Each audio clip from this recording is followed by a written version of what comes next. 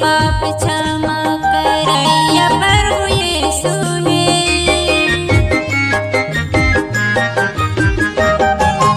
आज नताऊ यीशु के पास तोर पाप क्षमा होही। कोनो डरते जान जावे इति ओते जान समय गवावे। प्रभु यीशु हाथ लबलाते भवन माया बिना। प्रभु यीशु हाथ लबलाते भवन माया बिना।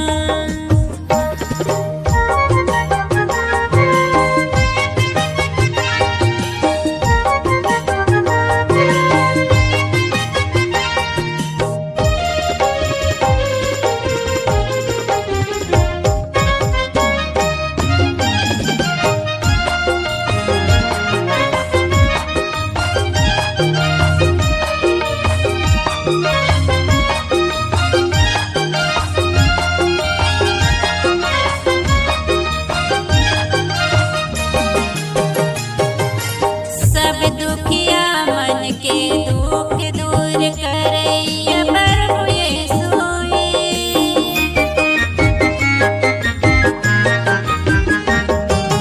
आ जानताऊ यीशु के पास तोर दुख दूर करही। कोनो डरते जान जावे इति ओते जान समय गवावे। प्रभु यीशु हाथ लबलाते भवन माया बिना। प्रभु यीशु हाथ लबलाते भवन माया बिना।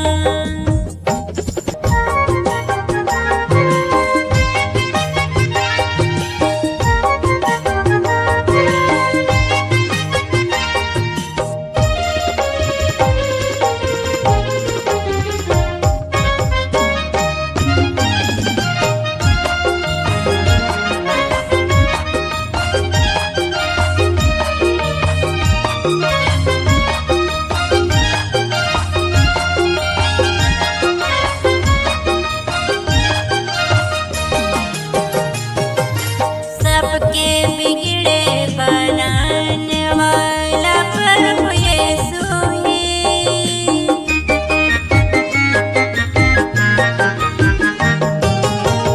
आ जानताऊ जिसका बिगड़े बनाए प्रभु यीशु।